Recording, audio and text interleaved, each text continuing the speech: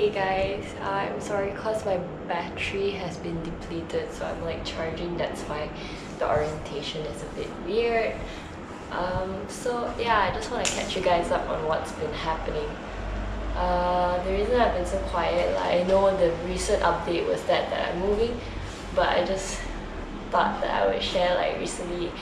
Remember I said that there was a family member that was in and out of the hospital, was hospitalized. Well, yeah, that's my grandmother that has become my late grandmother. She recently just passed away about, she passed away on January 3rd. I was supposed to fly off for an international trip, but as soon as I arrived at the hospital, I got the news that she wasn't with us anymore. So I rushed back to Ipoh, and it took me a while to decide whether or not to do this video. But since today is also coincidentally my birthday, I thought I just wanted to make a tribute to my grandma. I'm sorry, because I'm still feeling a lot of these feelings, because it's just, my grandma was like a huge part of my life. Like, I grew up knowing that she's there. You know how you grew up and you know, like, okay, I'm my mom, my dad, I have infrastructure around me. I know what's water, I know the necessities, and that's what my grandma was to me. So it just feels like a big part of me has just gone together with her.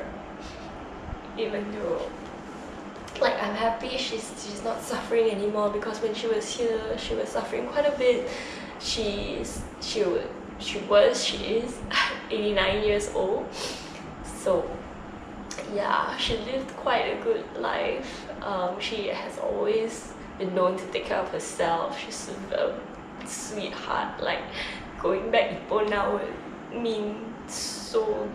be so different to me already, because I like, one of the main reasons for me to go back to Ipoh was to see my grandma.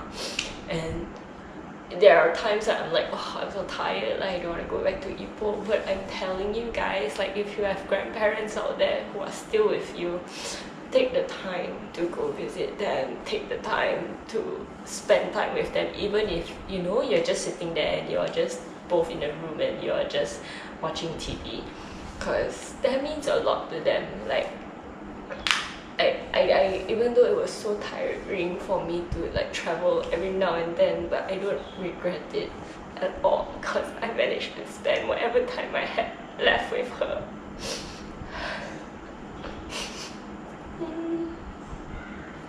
And she was the best grandma ever.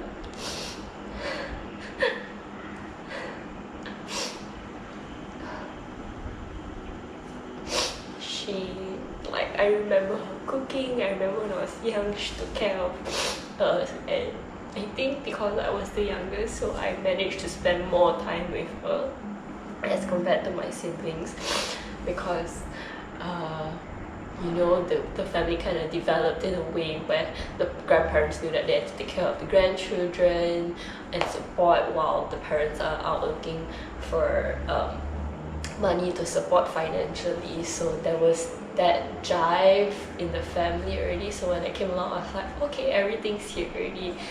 So I spent a lot of time with my grandparents, even my late grandpa.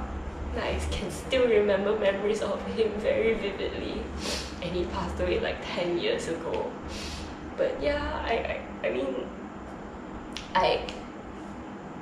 the reason why I'm sharing this is because, you know, I really don't want to lose this in case one day I forget or I get dementia, touch wood, or anything. I just don't want to forget how much my grandma, my grandpa all meant to me.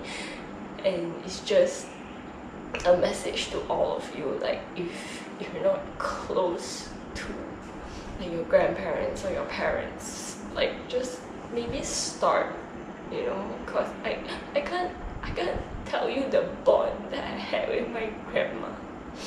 Like until now, I cannot talk about it without tearing up. And I really don't know how long this will last. I didn't expect myself to have such a hard time doing this. Like, I thought, okay, I just cried like one full out cry and that would be it all. But now every time like people mention her, people talk about her, even when I text anything about my grandma, I will always have this soft spot in me. And in Chinese culture, it's like, no, don't cry, because they will set up and they don't want to go and they cannot leave. But I always tell my grandma, go spread your wings, go, because I'm fine. I mean, these are feelings that I have. This to me shows how much she meant to me, and she still means a lot to me. So yeah. It's just a very bittersweet 2020, but also one that taught me a lot to really just look back and be like, hey, you know, you only live life once, and really family is just so important. Okay, calming down. But yeah, just a lot of things has been going on, so I'm really sorry for like being so absent, but I really just had to literally just drop everything to just be there and just be there with my grandma during her last moments. I don't know, because when I arrived, she really passed away. But before that, I'm happy that I went down to see her a couple of times, even when she was in the hospital. But yeah, she was the best grandma that